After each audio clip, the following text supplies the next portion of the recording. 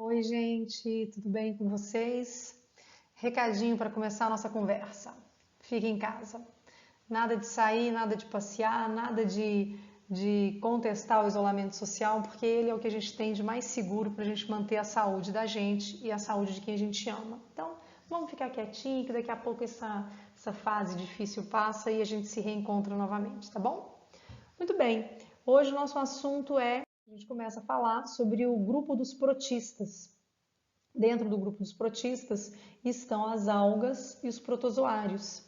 A grande diferença entre algas e protozoários é que algas são autótrofas e protozoários são heterótrofos. A grande diferença entre as algas e as plantas, porque as algas até um tempo atrás fazia parte do reino vegetal e saiu, foi separado do reino plantae, né, ou vegetal. Por quê? Porque as algas têm o embrião no desenvolvimento, lá, né, na fase embrionária, as algas têm o embrião independente do organismo materno, enquanto nos vegetais o embrião fica conectado com o ambiente materno, sendo nutrido pelo organismo materno, tá bom? Então, as algas e os protozoários foram agrupados no grupo dos protistas, que são eucariontes, podem ser unicelulares ou multicelulares e podem ser autótrofos ou podem ser heterótrofos. Bem, a gente vai falar sobre alguns grupos de algas, não vamos falar de todos, não vamos falar tudo que se pode dizer sobre algas, a gente vai pegar as ideias principais para não ficar muito cansativo o nosso estudo, tá bom? Bem, as diatomáceas, primeiro grupo que a gente vai ver, é um grupo de algas unicelulares, que tem uma carapaça, uma caixa, como se fosse uma saboneteira mesmo, que guardasse a alga lá dentro, em duas partes, né? Uma carapaça de dióxido de silício. Ela é unicelular, ela é pequenininha, a gente olha a gravura aqui, parece que ela é grande, mas não, ela é bem pequenininha. São fotossintetizantes e ela tem uma característica interessante, porque quando ela morre, a carapaça não se desintegra facilmente e ela acumula no ambiente e forma no fundo, no leito dos oceanos, de algumas regiões, uma estrutura que a gente chama de terra de diatomáceas, que é o acúmulo dessas carapaças. Então essa é a história aí das diatomáceas. As crisófitas são algas unicelulares que têm como pigmento. Pigmento é uma molécula que dá cor, né? Tem um pigmento carotenoide, é um pigmento amarelado, amarronzado, por isso elas são chamadas também de algas douradas.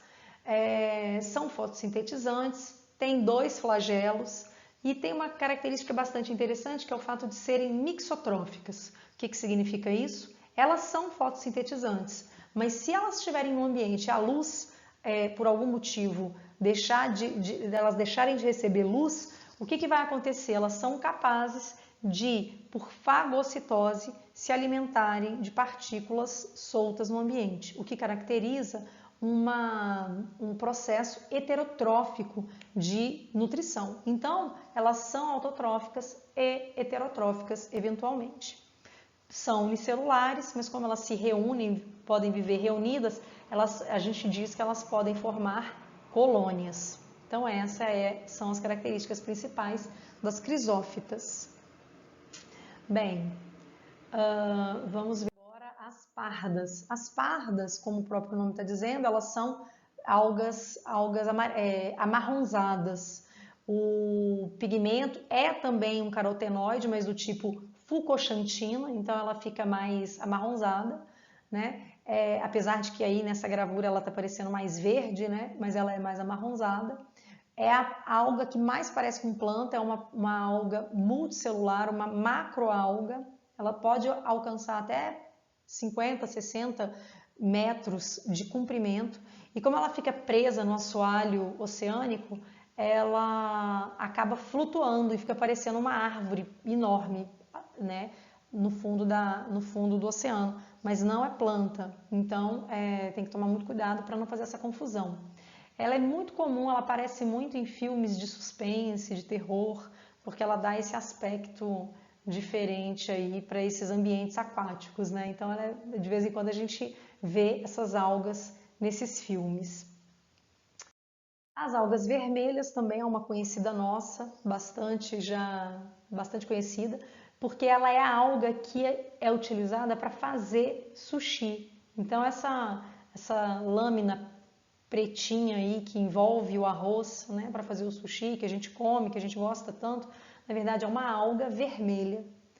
Aí ela aparece preta porque depois que ela é preparada, ela acaba ficando, que ela é tirada da água e tudo mais, ela acaba mudando um pouco a coloração dela, mas é uma alga vermelha porque ela tem um pigmento do tipo ficoeritrina.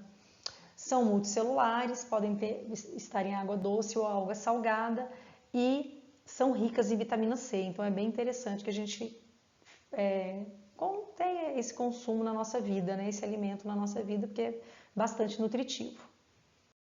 Bem, as algas verdes são as mais famosas, tem como pigmento a clorofila, são fotossintetizantes, podem ser unicelulares ou multicelulares, né? Existem muitas dessas algas que são usadas como fonte de alimento, são bastante nutritivas e são realmente as mais famosas.